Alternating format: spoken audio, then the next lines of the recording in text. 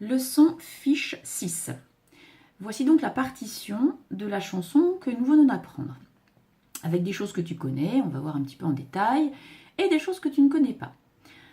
En dessous, nous avons des questions. Alors, première question. Recopie le mot qui figure au début de la partition et qui indique que le tempo est rapide. Te rappelles-tu ce que veut dire le tempo? Le tempo, c'est la vitesse de la musique. Donc, au début de ta partition, si tu reprends ta partition et que tu regardes ta partition de musique, il y a un mot, donc quelque chose écrit en lettres, qui t'indique que le tempo va être rapide. Est-ce que tu as une petite idée de ce petit mot? Eh bien, le voici. Ici, il y a écrit allegro. Et allegro, en italien, veut dire rapide. On remplit donc ici la réponse, allegro. Je te laisse le temps d'écrire. Deuxième question.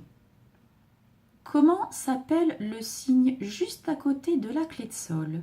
Si on retourne sur la partition, on a donc la clé de sol que tu connais bien, et juste à côté, on a cette chose-là. Je ne pense pas que tu l'aies encore rencontrée à ton instrument, mais peut-être qu'on t'en a déjà parlé. Ça a la forme d'un B. On appelle ça un bémol. Et le bémol, c'est un signe qui va modifier la note en musique. On en parlera un petit peu plus tard de sa fonction.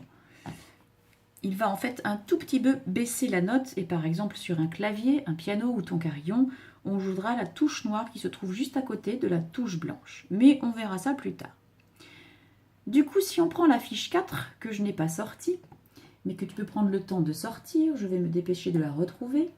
Dans la fiche 4, je te demande de me donner le nom du signe placé à côté de la clé de sol sur cette fiche 4. Alors, si tu ne l'as pas préparée, ne t'inquiète pas, la voici, la fiche 4. Et la fiche 4, donc on avait la clé de sol, et à côté, il y avait un autre signe, qui est un espèce de petit carré, un peu tremblant. On appelle ça un dièse, qui fera le contraire du bémol. Donc, on appelle ça le dièse. Et pour le piano, on jouera également une touche noire. Pour l'instant, ce n'est pas très grave si tu ne retiens pas très bien. On le reverra évidemment en classe. Maintenant, numéro 4. La dernière barre du morceau est une barre de reprise. Comme tu peux le voir, ce n'est pas une simple double barre. Il y a deux traits, comme la double barre que nous avons apprise, mais il y a aussi deux petits points. Donc, barre de reprise, il faut recommencer à l'autre barre de reprise que tu vas voir. C'est-à-dire que quand tu vois ça dans une partition, je la remets en entier, tu dois en avoir une autre qui lui fait face. Alors, si on remonte, ça non, c'est pas bon.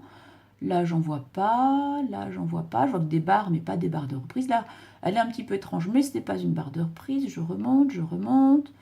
Toujours rien. Ah, voici ma barre de reprise. Donc, quand je vais chanter ma chanson, je vais partir du début, je vais chanter tout ça, etc. jusqu'à la fin. Et quand j'arrive là, je repars ici. Donc, on chantera la même musique, mais évidemment, à ce moment-là, on changera de parole, tout simplement. 5. Cette chanson utilise un nouveau rythme. Comme tu as pu le remarquer, on a vu ce rythme-là qui figurait dans la chanson. Ce rythme s'appelle 4 doubles croches. 4 parce qu'elles sont 4. 1, 2, 3, 4. Et ce ne sont pas des croches parce que si tu peux regarder, les croches que nous avons pris ont un seul trait. Ici, il y a deux traits qui les accrochent, donc on appelle ça des doubles croches. Donc le nom c'est 4 doubles croches. Si tu regardes ta partition, tu en retrouves dès que tu chantes Joli carillon. Voici pour la première partie de la leçon.